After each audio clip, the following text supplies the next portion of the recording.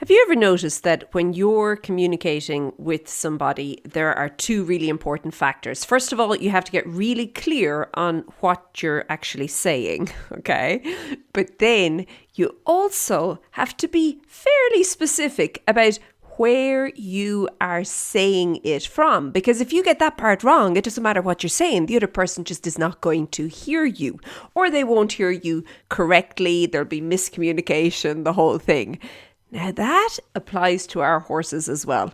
And where this becomes really important is when we lunge. So often having the perspective shift of just changing where it is that you are in relation to your horse when you are asking a question can have a massive difference on the overall conversation. And today in this Strides Revisited episode from 2018, we're going to dive into your position while lunging and why it's so important that you get that piece right so that you're giving your horse the best possible chance of understanding and doing what it is you're asking your horse to do. Okay, let's dive in.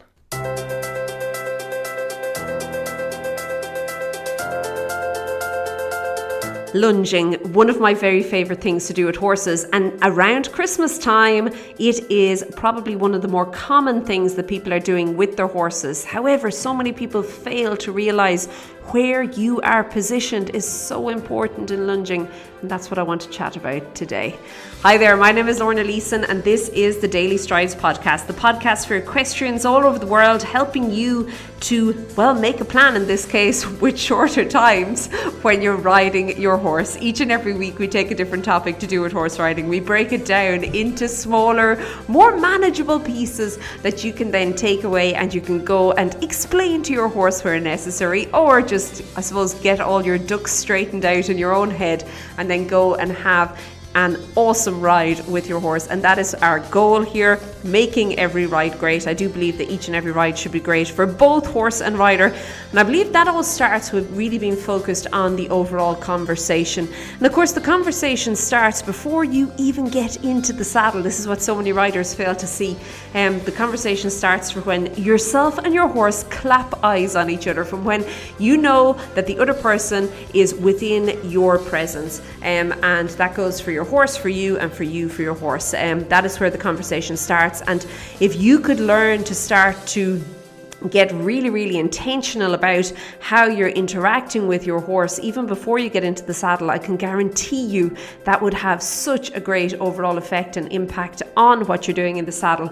But that is a whole podcast episode for another day. And what I want to chat about today, I suppose, is a little bit similar, isn't it? It's all about your position when lunging and how so many riders fail to see how important this is. And by failing to see how important it is, they are actually, they get frustrated with the lunging. They get frustrated with the fact that the horse maybe is not listening, that they're not having as much influence as they wanted, and that they just think lunging doesn't work for them. Lunging can work for everybody, okay? But you have to get really intentional, just like riding. You have to get really intentional about what you're doing and when you're doing it, and how that is then communicated across to your horse. So first and foremost, your position, okay? And what I'm talking about position here, so if you could think about when you're lunging your horse, it being a bit like a pizza slice, okay? Or a pie slice if you're not into pizzas, but something like that. So you have a circle, obviously the horse is going to be lunging on a circle, and then there is this slice out of the circle. Now you're in the middle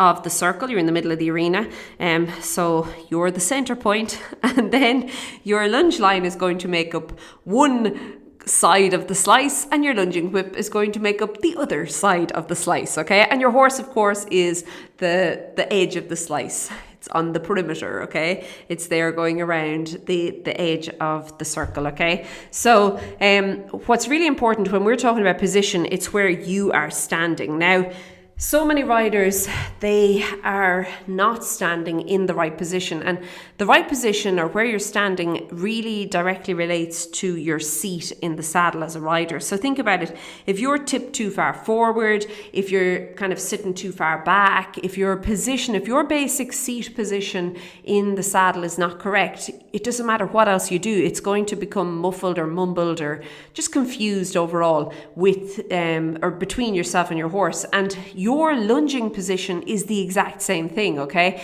If you're too far ahead, or if you're too far behind, or if you're just in the wrong place in general, or even not being very mindful about where you are, so you're constantly changing this around depending on how tired you're feeling. Ooh, I don't think I can keep up now, I can't walk any further. I'll just take a chillax here and the horse can continue on. That is going to directly impact, just like if you were to think the same way with your seat and the saddle, it's going to have a direct impact, okay? So I want you to start thinking about, there's kind of 3 very basic positions, if you want, that you can use with your body when you're lunging. So there is blocking, there's neutral, and there's driving. Okay, now neutral is the one we want to be in. Neutral allows you to go either way, and I feel it allows you to have the most influence in that we want, the reason lunging is so fantastic is we want our horse to figure things out for themselves, okay? So think of your seat. Think of when your seat is in neutral. So it's not driving and it's not blocking, it's just in neutral. It's moving with the horse, okay? That is a great place to be because it means that if you do need to influence, you're in the right position to do it, okay? And this is where neutral on the pizza slice, so being in the center. So where is neutral? Hold on now, neutral on the pizza slice. I'm saying, you're probably thinking, but where is neutral, Lorna? Put yourself directly opposite where you would be in the saddle. That's neutral, okay? So as you're lunging your horse, you are going to be facing your horse, okay? You're going to be facing your horse's side. Be directly opposite where you are sitting or would be sitting in the saddle. There you go, that's neutral. That's a place that you can go either way from, okay? And that's also the place where you're giving the horse the opportunity to really and truly figure things out for himself, and also that your other aids are going to come into play, because remember, just like riding, lunging is a balance of aids, okay? So you're getting it all together there for your horse, and the two of you can work together with that, okay? Now, that all being said and done, there are times where sometimes you may need to drive and sometimes you may need to block or to resist, okay? So thinking about blocking as being a more resisting, okay? So driving, first of all, driving is where you are, now again, thinking about it, we're looking at our horse, we've got our horse's side in front of us, and we are kind of standing directly opposite where we would be sitting in the saddle. But now our horse is not really going forward, okay? So what we've done is we've encouraged using our whip, and that's all it is. It's a suggestion, it's an encouragement. It's not beating the horse in any shape or form. In fact, you don't even rise it up above the horse's hocks, okay? It stays on the ground, but it's an encouragement. And your horse is maybe, for whatever reason, not being very responsive, okay? He's deciding, nah, you know what, you're not going to hit me with that thing. I know the game here, so I'm not going to go forward. And just like riding, the horse must go forward. Forwardness is keys to the kingdom. It is the very first, the basic of everything else. Nothing else can happen if the horse is not moving and thinking forward, okay? So we want to fix that, and we want to change that. We want to get the horse going forward. So what you could do is you can then position yourself closer to being opposite the flank or even the hind quarters of your horse, okay? So now you've moved. You've allowed the horse to get on ahead of you a little bit, and that's more what it is. It's just allowing the horse to get ahead of you, so you're now more behind the horse and you're driving the horse, okay? So you're, instead of being directly opposite from the saddle and where you would be sitting, now you're directly opposite from the hind quarters. Now, sometimes with a horse that is very, very laid back, okay, he's like, oh really, are you serious, do I have to go forward? This is where you may have to even get a little bit more behind the horse again. So now you almost are more like you're, I wouldn't say going to quite the extent that you're long lining, but you're getting very much behind the horse, okay? But for most horses, just that simple little shift in you allowing the horse to go on, you getting a little bit more back, and then of course using your body language then to drive the horse forward. So what would that look like? It looks like more purposeful steps. It could look like maybe using your voice to drive the horse forward. It could look like using the arm that's holding the whip to be a little bit more expressive. Now, you're not hitting the horse, okay, but you are being more expressive there. And then I often find that very often I can set the rhythm or the tempo of what I'm looking for using my voice. So if you're in trot, you can start going,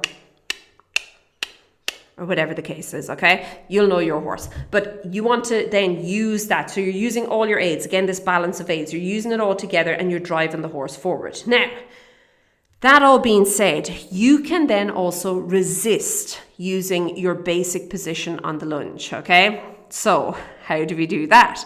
Well, think about when you resist or you block when you're riding. So this would be the half halt, okay? And it's a very tiny movement. It's a slight movement, but you can resist using it. Now, how I like to use this when I'm on the lunge can be as simple as just turning my side to the horse. So again, bringing yourself back to neutral.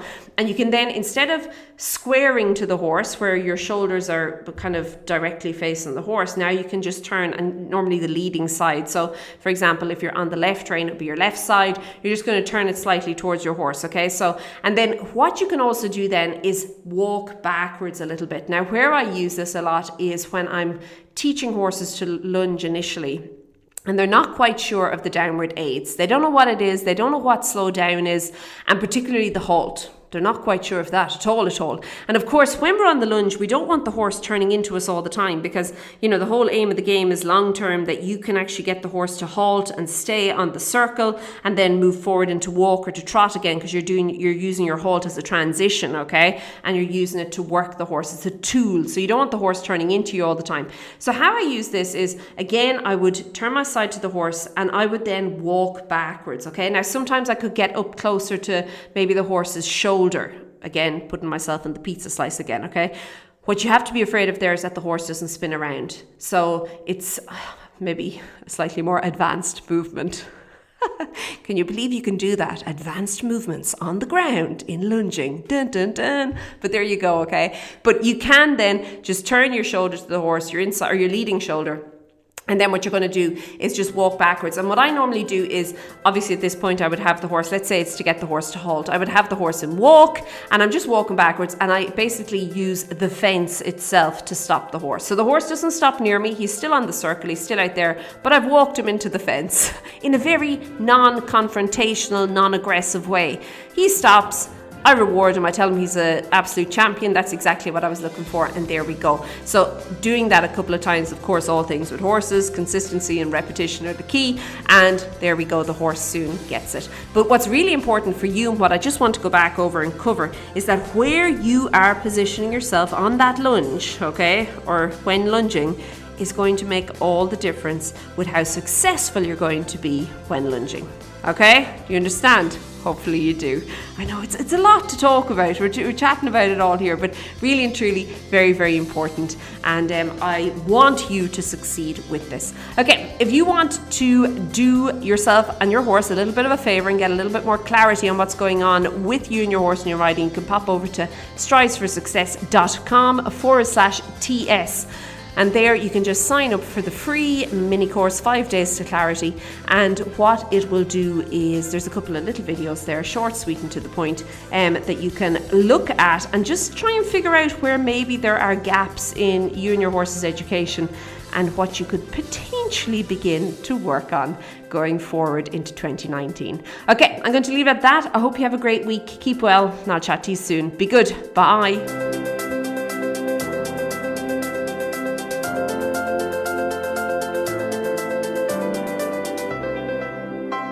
So there you have it. That is a perspective shift that you can put into practice today with your horse, or at least the next time you lunge with your horse, which I hope you're doing regularly, okay? I do love the lunging, not just because it's lovely, because it works. But anyway, we won't get into that topic now. So hopefully you'll gauge something from this that you can begin to implement with your horse. Now, if you are looking for ways to really and truly figure out, hold on, maybe there is something I can change, a slight little tweak somewhere that's going to make all the difference, make sure you go over and get the free resource that's going to help you use your phone to basically set yourself up as your own trainer, okay? You can get that over at stridesforsuccess.com/video. It's there for free. And if you would like my eyes on you and your horse, and whether you're lunging, whether you're riding, whether you're jumping, whatever you're doing, okay?